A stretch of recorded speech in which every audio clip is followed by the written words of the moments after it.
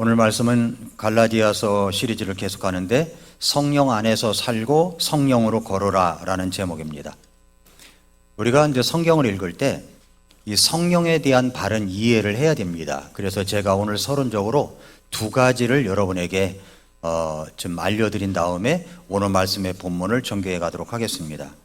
우리가 사용하는 흠정역 성경 앞부분에 보면은 성경 전서 목자 다음에 나오는 일러두기라는 코너가 있습니다. 일러두기. 두 번째 단락의 글을 보면은 1611년에 발행된 영어 킹제임스 성경의 역자들은 성령님을 표기하면서 한번 보여주세요. 여기 외적으로 일하시는 인격체를 나타날 때는 영어 성경에 보면은 The Holy Ghost라고 되어 있습니다.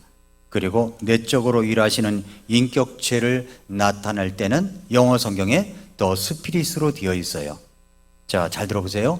외적으로 일하시는 인격체다라고 하는 것은 The Holy Ghost. 내적으로 일하시는 인격체다라고 할 때는 뭡니까? The Spirit입니다. Spirit. 자, 이런 모습을 가지고 그래서 흠정역 성경에는 한글로 번역할 때 어떻게 했느냐 하면은 그 다음 보여주세요. 네. 외적으로 일하시는 인격체, 이것은 더 홀리고스트를 뭐라고 번역했냐면은 성령님으로 번역을 했어요. 성령님. 어떤 때는 성령님, 어떤 때는 성령. 이렇게 나오니까 이게 도대체 무슨 말인가? 이걸 잘 알아야 됩니다. 외적으로 일하시는 인격체를 이야기할 때는 성령님이에요. 님자가 들어가 있고, 내적으로 일하시는 인격체, 더 스피릿은 성령으로 표기되어 있습니다. 이해가 되셨습니까? 자, 옆 사람에게 이해가 되셨냐고 한번 물어보세요. 이해가 되셨습니까? 예. 자, 눈빛 교환을 했습니다. 다 이해가 됐다고. 그러면 이제 테스트를 한번 해봐야 돼요.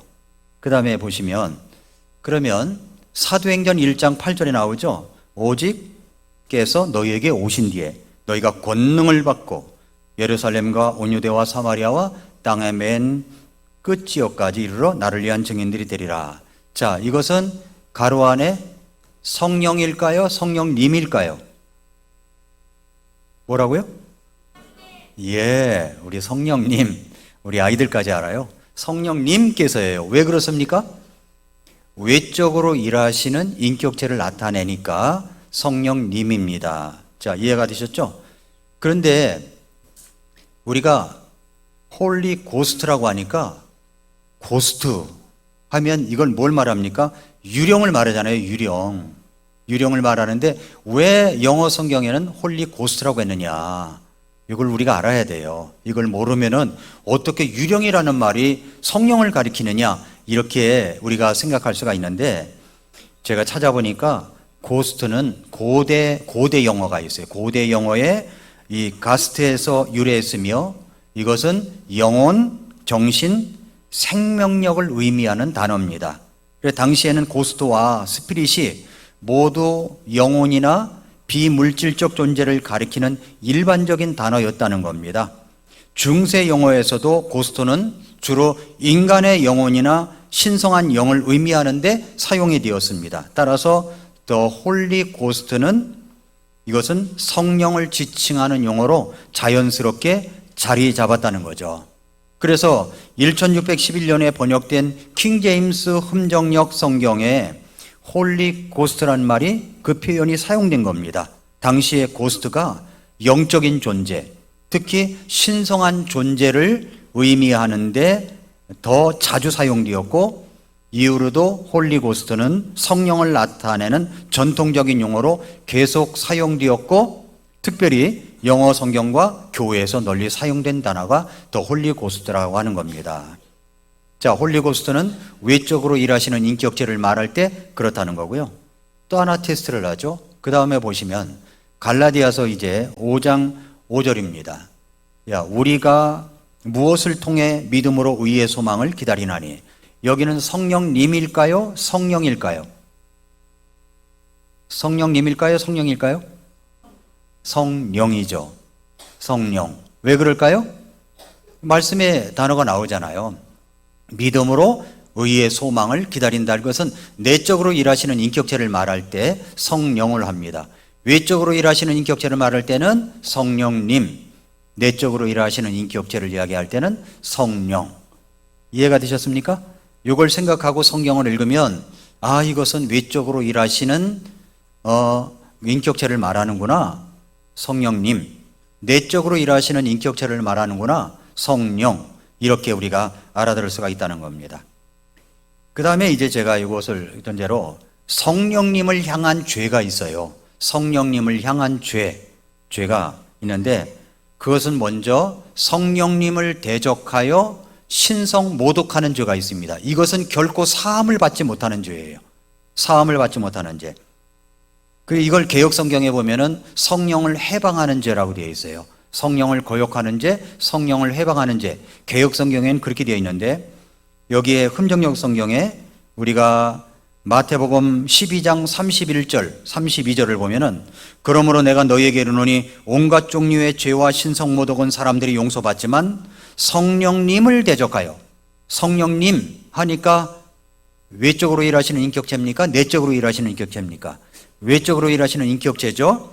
외적으로 역사하는 그 성령님을 대적하여 신성 모독하는 것은 사람들이 용서받지 못하며, 또 누구든지 사람의 아들을 대적하는 말을 하면 그는 용서받지만 누구든지 성령님을 대적하여, 외적으로 역사하시는 성령님을 대적하여 말하면 이 세상에서나 오는 세상에서나 그는 용서받지 못하리라 라고 했습니다. 예수님이 이 말씀을 하시게 된 배경은 예수님이 바리새인들과의 논쟁 중에 하신 거예요.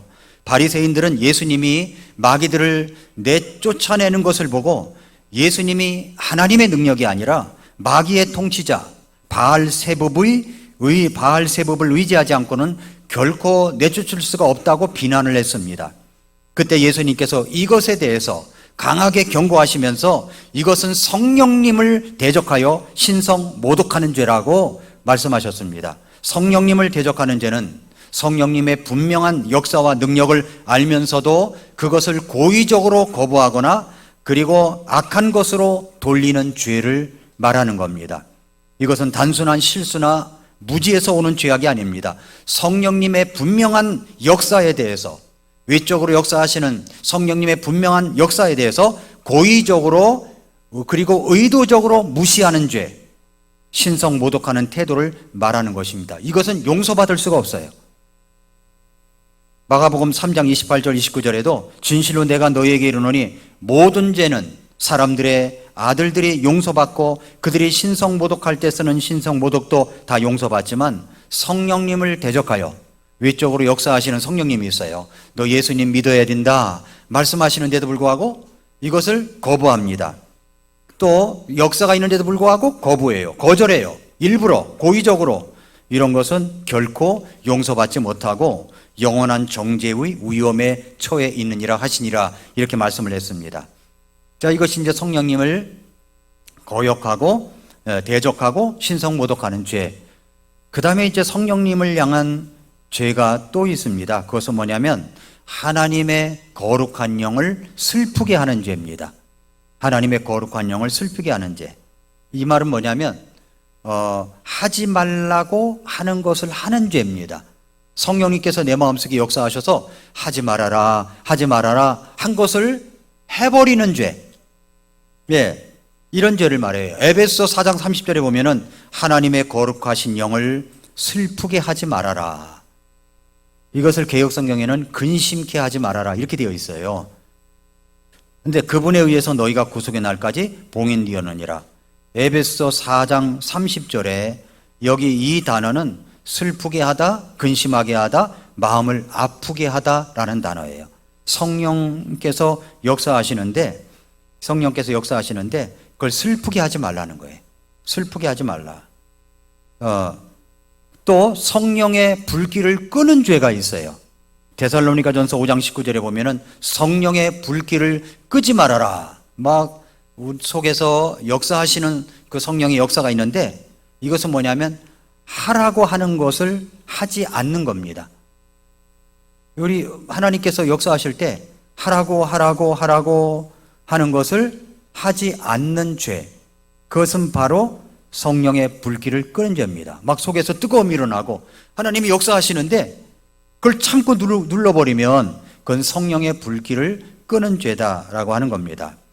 그래서 갈라디아서 5장 25절에 보면은 만일 우리가 성령 안에서 살면 또한 성령 안에서 걸을지니라. 성령 안에서 살면 성령 안에서 걸을지니라. 이것이 오늘 설교의 제목입니다. 성령 안에서 살고 성령으로 걸어라. 성령으로 행하라가 아닙니다. 성령으로 행하라. 개역성경은 그렇게 번역이 됐는데 성령으로 행하라 하면은 뭔가를 해야 되는 것처럼, 내가 뭔가를 해야 되는 것처럼 느껴지는데 성령으로 걸어라. 이것이 올바른 번역입니다. 그래서 오늘 성령 안에서 살고 성령으로 걸어라 라고 하는 이 제목으로 갈라디아서 5장 25절부터 16절부터 25절까지 한번 같이 살펴보겠습니다. 자, 첫째로 성령을 받아 해방의 자유를 갖게 되었음을 우리가 알아야 된다. 이 말씀을 주시고 있습니다. 갈라디아서 5장 13절부터 15절에 보면은 형제들아 너희가 해방의 자유를 누리도록 부르심을 받았지만 해방의 자유를 단지 육신을 위한 기회로 쓰지 말고 오히려 사랑으로 서로를 섬기라.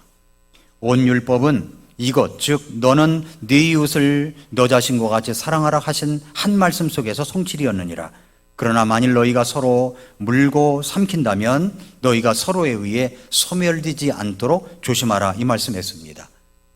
1941년 1월 6일 날 미국의 루즈벨트 대통령께서 그가 꿈꾸는 새로운 세계상에 대해서 이야기하면서 전쟁이 끝난 후에 우리가 꼭 실현되어야 할 인간의 기본적인 자유가 있다고 하면서 4가지 자유를 이야기했습니다. 그것은 뭐냐면 언론의 자유, 종교의 자유, 가난으로부터의 자유, 그리고 두려움, 공포로부터의 자유, 이것을 이야기했습니다. 루즈벨트 대통령이 이 4가지 자유에 대한 이야기를 듣던 그 당시 한 유명한 신학자가 이런 이야기를 했습니다. 루즈벨트 대통령은 가장 중요한 한 가지 자유를 말하지 않았다. 그것은 죄로부터의 자유이다. 우리가 죄로부터 자유하기까지는 다른 모든 자유는 근본적으로 그 의미를 지니지 못한다. 이렇게 이야기를 했습니다. 4가지 자유에 대한 한 가지 더 자유, 제5의 자유가 있다면 그것은 죄로부터의 자유입니다. 오늘 본문 말씀은 이렇게 이야기하죠. 해방의 자유를 가졌다는 겁니다. 해방의 자유를 가졌다. 해방의 자유를 갖게 되면, 다시 말해서 내가 구원을 받게 되면 따라오는 것이 있어요. 따로가 아니라 구원을 받고 구원을 받은 것 따로, 내가 살아가는 삶 따로가 아닙니다. 이건 같이 붙어 다니는 것인데 그것은 바로 구원받고 나서의 성화되어져 가는 과정이라는 겁니다. 성화되어져 가는 과정. 이것을 R.C. 스프롤 박사는 이런 이야기를 했습니다. 구원의 확신이라는 책의 그 마지막 부분에서 당신이 구원받은 것을 어떻게 하는가에 대해서 질문이 뭐냐면, 당신이 지금 죽으면 천국 가냐 지옥 가느냐, 이 확신보다 당신은 예수님을 사랑하십니까에 대한 대답을 들어보라고 그랬어요. 무슨 말이냐면은 예수님을 사랑하지 않는 사람이 구원을 말한다는 자체가 모순이라는 겁니다. 마틴 로이드 존스 목사가 이런 이야기를 했습니다. 그리스도를 단지 칭의로만 받아들이고 내가 의롭다 하심을 얻었다는 것으로만 받아들이고 성화로 나아가는 이 그리스도를 거절하거나 받아들일지를 나중에 결정하는 일은 있을 수가 없다는 겁니다. 그리스도는 한 분이고 나눌 수가 없기 때문이다. 만일 그리스도를 조금이라도 받아들인다면 그리스도는 즉시 여러분에게 지혜와 의, 거룩과 구원이 되어주신다는 거죠. 그리스도를 구주로만 받아들이고 자신의 주님으로만 그리스도를 받아들일지 거부할지를 나중에 결정하는 일은 있을 수가 없다는 겁니다. 구주가 주님을 통해 우리를 사신 우리의 주님이기 때문에 신약 어디에서도 성화를 믿는 자에게 일어날 수 있는 부수적인 경험으로 가르치거나 제한한 적이 없다는 겁니다. 오히려 성화를 믿는 자 안에 있는 것, 믿는 자가 점점 더 인식되어야 하는 것, 그것은 믿는 자가 그 안에서 점점 더 자라가야 하는 것으로 제시하고 있다. 이것은 마틴 로이드 존스 목사님이 이야기한 거예요. 그러니까 신학적으로 볼 때, 제가 이제 신학교를 다닐 때 장두만 박사님이 이런 이야기를 했어요. 신학적으로 구원에 대해서 칭의와 성화는 분리되는 것이 아니다. 그건 구별될 뿐이다 그랬어요. 칭의와 성화는 분리되는 게 아니에요. 칭의 따로 성화 따로가 있는 게 아닙니다. 예수님을 믿고 구원을 받으면 이것은 자동적으로 같이 따라간다는 거죠. 같이 따라가는 겁니다. 이 말이 무슨 말이냐? 구원을 받는다는 것을 칭의가 되었다고 말하는데 칭의는 성화와 분리되어 있는 것이 아니라는 겁니다. 우리가 똑바로 구원을 받았다면 예수 그리스도는 우리에게 지혜의 의 그리고 거룩과 구원이 되어 주십니다. 구원받을 때 그분은 우리의 구원의 주만 되신 것이 아닙니다. 우리의 모든 것의 주인이 되시는 분이십니다. 갈라디아서 말씀이 바로 그 말씀입니다. 오늘 13절 14절에 형제들아 너희가 해방의 자유를 누리도록 부르심을 받았지만 해방의 자유를 단지 육신을 위한 기회로 쓰지 말고 오히려 사랑으로 서로를 섬기라. 온 율법은 이것 즉 너는 네 이웃을 너 자신과 같이 사랑하라 하신 한 말씀 속에서 성취되었다는 겁니다. 성령께서 주시는 해방의 자유라는 것을 예수님께서 복음서에서 이렇게 설명하신 내용으로 찾아봤습니다. 그건 예수님께서 이제 성전 안에서 가르치시고 계시는데 근데 불쑥 갑자기 서기관들과 바리새인들이 기세당당하게 한 여인을 끌고 질질 끌고서 성전 안으로 들어옵니다. 그 여인은 간음하다가 현장에서 잡힌 여인이었어요. 부들부들 떨면서 어쩔 줄 몰라 하는 그 여인을 한가운데 세우고 이 바리새인과 서기관들이 예수님께 이야기합니다. 모세는 이러한 자를 돌로 치라고 했는데 선생님은 뭐라고 하겠습니까? 예수님은 아무 말 없이 땅에 앉으셔서 뭔가를 쓰셨습니다. 그 사람들은 계속해서 재촉하듯이 물었습니다. 그러자 예수님이 일어나서 이렇게 말씀하셨죠. 누구든지 너희 가운데 죄 없는 자가 먼저 돌을 들어 치라고 했습니다. 그러자 한 사람 한 사람 다 물러갔습니다. 어린아이부터 노인에게까지 다 물러갔어요. 그 자리에는 예수님과 그 여인만 남아 있습니다. 이 여인은 얼마나 두려움에 떨면서 그 순간을 견뎌야 했을까요? 펑펑 울었겠죠. 그때 다들 어디 갔느냐? 너를 고소하던 자들이 다 어디 갔느냐? 그러자 이 여인이 뺨으로 눈물이 주르르 흘러내리면서 모두 가버렸다고 기어들어가듯이 그런 목소리로 대답을 합니다. 그때 예수님께서 이 여인에게 이런 말씀을 해주셨습니다. 나도 너를 정죄하지 아니하노니 가서 다시는 죄를 범하지 말라. 가서 다시는 죄를 범하지 말라. 자, 그러면 여기에서 이 여인이 갔습니다. 용서받고 얼마나 감격스러웠겠어요. 그러면 이 여인이 변화되었을까요? 안 되었을까요? 변화되었습니다. 다시 옛날에 행하던 그 죄를 또 저지르고 다녔을까요? 결코 아닐 겁니다. 가서 다시는 죄를 범하지 말라. 평생에 그 말씀을 잊지 못할 것입니다. 그때부터 이 여인은 바로 변화된 삶이 이어져 간다는 거죠. 구원 따로 성화 따로가 아니에요. 같이 있다는 겁니다. 어떤 사람이 구원받았다고 하면서도 변화된 모습이 전혀 나타나지 않는다. 그것은 뭔가 점검을 해봐야 되는 겁니다. 점검을 해봐야 돼요. 그래서 우리가 영혼의 자유함을 가지고 다시는 죄를 짓지 말고 해방의 자유를 가지고 살아가는 말이 이런 말이다라는 겁니다. 그래서 우리가 첫 번째는 성령을 받아 해방의 자유를 갖게 되었음을 알아야 된다는 의미를 알아야 되는 겁니다. 두 번째는 성령 안에서 걸으면 육체의 욕심을 이루지 않는다는 겁니다. 성령 안에서 걸으면 육체의 욕심을 이루지 않아요. 자, 갈라디아서 5장 7절부터 9절을 보면은 너희가 잘 달렸는데, 자, 갈라디아 교회 성도들이요, 사도 바울의 가르침을 받고 잘 달려왔습니다. 잘 달렸는데 누가 너희를 막아? 자, 막는 자가 있어요. 내가 잘 달리는 것을 막는 자가 있습니다. 막아 너희가 진리에 순종하지 못하게 하더냐? 이렇게 설득하는 것은 너희를 부르시는 분에게 나지 아니하느니라. 작은 누룩 하나가 온 덩어리를 뜨게 하느니라. 이 말씀을 했습니다. 잘 달리고 있는데 누군가 갈라디아 성도들을 진리에 순종하지 못하게 막아섰다는 겁니다. 그리고 설득했다는 거죠. 설득했다는 거예요. 설득하다는 단어를 의미를 찾아보니까 이것은 이야기를 하면서 자기가 말하는 것을 신뢰하게 만들고 확신시킨다는 의미를 담고 있습니다. 그 잘못된 확신을 주는 거죠. 성령론에 관해서 잘못된 의미를 부여하고 퍼뜨리는 자들이 있다는 겁니다. 자, 오늘날도 마찬가지입니다. 이 성령론에 관해서 잘못된 이론을 퍼뜨리고 행하는 자들이 있습니다. 잘못된 사람들이죠. 어떤 사람들이냐? 성령을 따로 받아야 된다고 가르칩니다. 구원을 받고 성령을 따로 받아야 된다는 거예요. 그래서 성령을 따로 받기를 기도합니다. 산에 가서 소나무 몇 뿌리를 뽑았고 소나무 붙잡고 앞뒤로 흔들면서 기도하니까 이게 뽑아진다는 거예요. 몇 개를 뽑아야 성령을 받고, 내가 기도하면 성령을 받고, 내가 기도하면 뒤로 나가 자빠져가지고 저 뒤에서 받쳐주고, 이런 신사도 운동을 하는 사람들이 오늘날 너무 많습니다. 대형 교회가 많아요. 신사도 운동을 벌이는 교회가. 성령을 따로 받아야 됩니까? 아닙니다. 성경을 뒤져보면요, 다 찾아보면 믿을 때 성령을 받는 겁니다. 믿을 때 성령께서 내 마음속에 들어오세요. 내 마음속에 역사하십니다. 자기가 기도하면 성령을 받는다고, 성령 받은 증거가 방언이라고 가르칩니다. 잘못된 가르침입니다.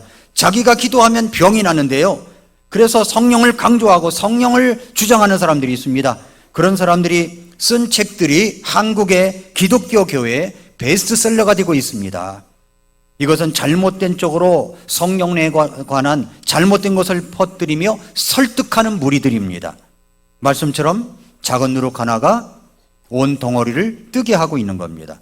사도 바울은 갈라디아 성도들을 향한 확신이 있었어요. 어떤 확신이 있었냐면 10절에 나는 주를 통하여 너희에 대해 확신하되 너희가 조금도 다른 생각을 품지 아니할 줄을 확신하노라. 그러나 누구든지 너희를 어지럽히는 자는 자기의 심판을 담당하리라. 여러분, 한 교회 목사가 자기 성도들을 향한 확신을 갖는다는 것은 정말 복된 일입니다. 그 확신을 하지만 더욱 말씀의 교리를 잘 정립된 사람이 되어가라고, 올바른 성화, 올바른 말씀으로 변화되어가는 사람이 되어가라고 5장 11절 이하의 말씀을 진행하고 있는 겁니다.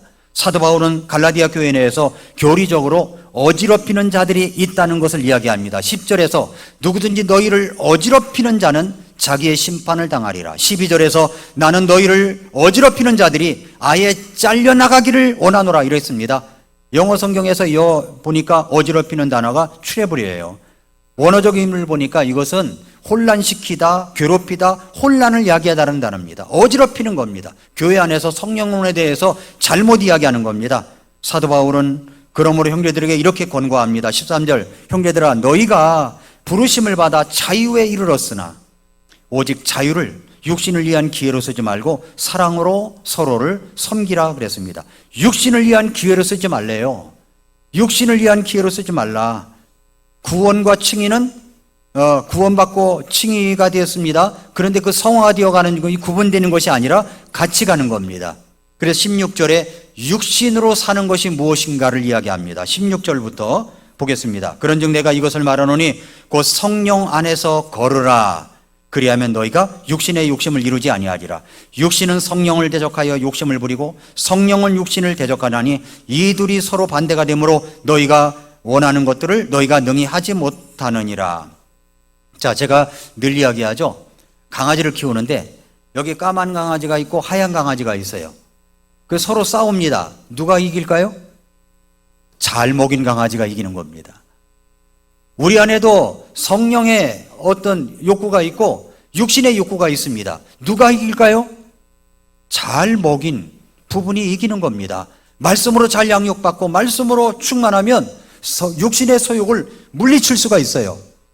그런데 성령의 소욕들, 성령으로 역사하시는 이 말씀들을 멀리하고 그러면은 육신이 이길 수밖에 없죠.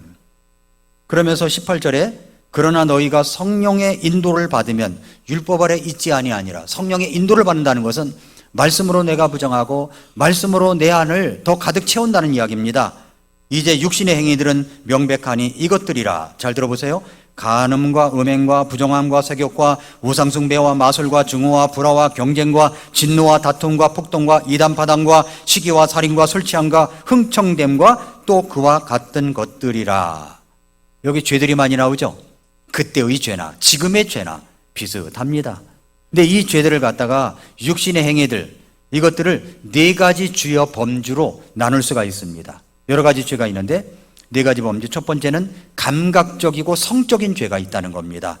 그것이 뭡니까? 간음, 음행, 부정함, 색욕입니다. 이것은 간음이 뭡니까? 결혼한 사람이 배우자가 아닌 사람과 성적인 관계를 맺는 겁니다. 간통죄죠. 우리나라 이제 대법원에서 간통죄를 폐지시켰습니다. 저는 그런 것에 가담한 판사들은 저는 하나님의 심판이 있다고 전 믿고 있습니다. 그건 하나님이 보실 때 죄예요. 죄인데도 아니라는 거예요. 그렇게 안 해도 된다는 겁니다. 자, 간음, 음행, 결혼 후의 모든 성적인 부정행위, 부정함, 도덕적 또는 성적인 순교를 잃은 상태, 색욕, 억제되지 않은 성적인 욕망이나 행동, 방탕함, 뜻이 그렇습니다. 그 다음에 종교적인, 미신적인 죄가 있습니다. 그것은 우상숭배, 마술, 그리고 이단입니다. 이단 파당이라고 그랬죠. 우상숭배가 뭡니까? 하나님 외에 다른 것을 숭배하거나 섬기는 것. 마술, 마법, 점술 또는 초자연적인 힘을 사용해서 사람을 움직이는 행위. 이것이 마술이에요. 미국 캘리포니아에서는요, 캘리포니아가 보면 제일 사단교회가 있대요. 사단교회. 어떤 사람은 비행기 안에서 누가 중얼중얼 기도를 하더래요. 아유, 교회 다니시나 봐요. 그랬더니 이 사람이 사단교회를 다니는 사람이에요. 뭘 기도하냐 그랬더니 예수 믿는 사람들 다 무너지게 하시고 교회들이 전부 다 무너지게 하고 이걸 기도한다는 겁니다. 누구에게 기도할까요? 사탄에게 하겠죠. 그러니까 이런 사단교회가 있습니다. 다 마술과 관계된 그런 모습들이 있어요. 그 다음에 이단, 정통교리에 반대되는 교리나 신념, 잘못된 교리를 선택하여 자기 것으로 삼는 것, 이런 뜻이 있습니다. 종교적이고 미신적인 죄가 있습니다. 관계적인 죄가 있습니다. 관계적인 죄는 여기에 증오, 불화, 경쟁, 진노, 다툼, 폭동, 20절에 나와 있죠. 증오가 뭡니까? 관계적인 죄, 강한 적대감이나 미움을 갖는 겁니다. 미움을 갖는 것. 불화, 의견 충돌이 일어나서 다투는 걸 말해요. 경쟁, 다른 사람의 성공이나 장점에 대해서 시기하는 걸 말합니다. 진노는 격한 화나 분노, 다툼은 논쟁이나 싸움, 폭동은 공동체나 단체를 분열시키는 행동. 이런 관계적인 죄가 있습니다. 그 다음에 도덕적인 죄가 있어요. 시기, 살인, 술 취함, 흥청됨. 자, 시기, 다른 사람의 소유나 성취를 부러워하며 가지려는 마음입니다. 살인, 고의적으로 다른 사람의 생명을 빼앗는 것을 말합니다. 술 취함, 과도한 음주로 인해 절제를 잃는 상태를 말합니다. 과도한 음주라고 하니까 조금 먹으면 되는 거 아닙니까? 술 취하지 말라 그러면 술 취한 상태가 어느 정도죠? 자, 이만한 컵에다가 제가 소금 한 방울을 여기다 떨어뜨렸습니다. 소금을 갖다가. 그럼 이게 무슨 물입니까? 소금물이에요. 설탕을 떨었습니다. 설탕물이에요. 우리는 무엇이 술 취함의 상태냐? 한 방울만 들어가도 그건 술 취함의 상태라고 하는 겁니다. 흥청됨, 절제 없이 방탕하게 즐기는 생활입니다. 술과 파티와 관련된 방종. 그 다음에 또 그럼 담배 피는 건 어떻습니까? 담배 피는 것은 얘기가 안 나와요, 성경에.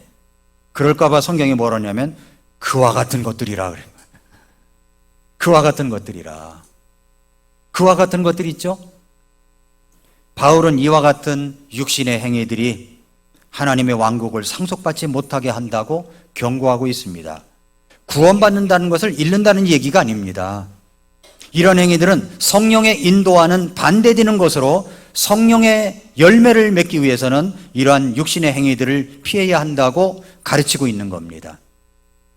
자, 그 다음에 이제 두 번째가 성령 안에서 걸음으로 육체의 욕심을 이루지 않아야 된다는 걸 이야기하고 있고요. 마지막입니다. 마지막은 성령의 열매를 드러내라고 이야기합니다. 성령의 열매를 드러내라. 자, 갈라디아서 5장 22절부터 23절에 보면은 성령의 열매가 나옵니다. 사랑과 기쁨과 화평과 오래 참음과 부드러움과 선함과 믿음과 온유와 절제니 이 같은 것을 대적할 법이 없느니라. 성령의 열매를 몇 가지 범주로 분류해서 설명해 드리겠습니다. 성령의 열매는 성령의 인도하심을 따르는 삶에서 나타나는 덕목들입니다. 그래서 이렇게 9가지 덕목인데 이렇게 나눌 수가 있어요. 9가지를. 첫째는 하나님과의 관계에서 나타나는 덕목이 있습니다. 하나님과의 관계. 뭡니까? 사랑, 기쁨, 화평입니다. 이거 하나님과의 관계에서 나타나는 거예요. 사랑이 뭡니까? 하나님의 사랑을 반영하는 아가페적인 무조건적인 사랑을 말합니다. 기쁨, 하나님의 임재와 은혜로부터 오는 내적인 기쁨, 영적 기쁨으로 하나님의 임재와 은혜로부터 오는 그런 기쁨입니다. 그 다음에 화평, 하나님과의 올바른 관계에서 오는 내적인 평안과 안식, 외적인 상황과 관계없이 마음의 평정을 유지하는 상태를 말합니다. 이게 누구와의 관계라고요? 하나님과의 관계에서 나타나는 열매입니다. 열매. 그 다음에 3가지가 또 있는데 타인과의 관계에서 나타나는 열매가 있어요. 타인과의 관계. 뭡니까? 오래 참음이 나와요. 오래 참는 것. 인내심과 관용을 가지고 사람들과의 관계에서 너그럽게 참아주는 걸 말합니다. 오래 참는 거예요. 오래 참는 것. 그 다음에는 부드러움입니다. 부드러움. 부드럽고 친절한 태도를 갖는 겁니다. 타인을 대할 때 예의와 존중을 가지는 태도를 말해요. 자, 여러분은 나이 들어가면서 더 부드러워지십니까? 더 거칠어지십니까? 예. 나이가 50 넘어가고 60 넘어가면요. 남성은 여성 호르몬이 많아지고 여성은 남성 호르몬이 많아져서 여성은 남성답게 되어가고 남성은 여성답게 되어갑니다. 저는 나이를 먹어가면서 자, 그래도 옛날보다 내가 좀 부드러워지지 않았느냐. 자화자찬하는 겁니다. 이런 생각이 들 때가 있어요. 부드러워지는 것. 그런데 여러분, 성령의 열매 가운데 부드러움이 있는 겁니다. 부드러움. 누구나 할 것 없이 우리는 부드러움을 가져야 돼. 친절하고 자상하고 부드럽게 이렇게 돼야 된다는 거죠. 부드러움. 부드러우십니까? 부드러우십니까? 그 다음에 이제 선함이라는 말이 나와요. 도덕적으로 올바르고 선한 행동과 성품으로 타인을 돕고 배려하는 반응입니다. 이것이 선함이에요. 타인과의 관계에서 나타나는 것, 오래 참음, 부드러움, 그리고 선함이라는 겁니다. 자, 그 다음에 이제 하나님과의 관계, 타인과의 관계, 그 다음에 내 자신과의 관계입니다. 내 자신과의 관계에서 나타나는 열매가 있습니다. 믿음입니다. 믿음. 하나님에 대한 신뢰와 믿음이에요. 날이 갈수록, 시간이 갈수록 믿음이 더 충만해져야 되는 겁니다. 저는 요즘에 참 많은 부분들을 생각하는데 그것은 뭐냐면 내가 지금 알고 있던 것들을 그 전에 알았으면 얼마나 좋았을까? 이 생각이 참 많아요. 그리고 성도님들에게 가르칠 것들이 참 많아요. 너무나 많아요. 제가 은퇴하기 전까지 우리 성도님들에게 아예 시스템적으로다가 쫙 이렇게 맞춰서 가르치고 싶은, 두고두고 들어도 새로운 내용들을 가르쳐야 되겠다, 이런 마음으로 준비하고 여러분들에게 가르치고 있습니다. 믿음이 시간이 갈수록 더 좋아지느냐 하는 겁니다. 믿음, 내 자신과의 관계예요. 믿음, 신앙적 충성심, 하나님께 대한 굳건한 신뢰, 이것입니다. 그 다음에는 이제 온유죠. 온유란 말은 내가 힘이 있어도 내가 힘을 가지고 어떤 것을 대할 수 있어도 그걸 조절된 상태를 온유라고 하는 겁니다. 온유. 조절된 상태. 겸손하고 유순한 태도로 자기 자신을 낮추고 타인을 존중하는 마음을 갖는 것을 말합니다. 이것이 온유예요. 온유. 그 다음에 절제입니다. 절제. 자기 통제와 절제를 나타내며 욕망과 충동을 억제하는 능력입니다. 모든 일에서 균형을 유지하고 자제력을 발휘하는 태도를 말하는 겁니다. 믿음, 온유, 절제. 이것은 내 자신과의 관계예요. 성령의 열매는 성령의 인도하심을 따르는 신자의 삶에서 나타나는 덕목들입니다. 하나님과의 관계, 타인과의 관계, 그리고 자신과의 관계에서 9가지 열매가 나타나게 되는 겁니다. 이런 열매들이 내가 요 열매 열심히 맺어야지 막 그렇게 되는 게 아니라 성령 안에서 살아가다 보면 이런 열매들이 열리게 되는 겁니다. 성령의 인도하심을 받아 우리가 거룩한 삶을 살아가고 있다는 거죠. 갈라디아서 5장 24절을 보세요. 24절에 보면은 그리스도께 속한 자들은 못 박아야 될 것이 있대요. 십자가에 뭐냐면 애착 갖는 게 있잖아요. 애착들, 정욕들과 함께 육신을 십자가에 못 박았느니라. 못 박았어요. 못 박았어요. 갈라디아서 2장 20절 못 박은 것이 또 있죠. 2장 20절에 내가 그리스도와 함께 십자가에 못 박혀 있으나, 내가 그리스도와 함께 십자가에 못 박혀 있다고 하는데 24절 5장 24절에 보면 그게 뭐라고 그래요? 애착들, 정욕들, 육신이라고 이야기를 하죠. 갈라디아서 2장 20절 내가 그리스도와 함께 십자가에 못 박혀 있으나 그럼에도 불구하고 사노라. 그러나 내가 아니요 그리스도께서 내 안에 사시느니라. 나는 지금 내가 육체 안에서 사는 삶을 나를 사랑하사 나를 위해 자신을 주신 하나님의 아들의 믿음으로 사노라. 우리는 믿음으로 사는 겁니다. 그래서 우리 교회 올해 표가 뭐예요? 우리는 믿음으로 산다는 겁니다. 우리는 믿음으로 사는 겁니다.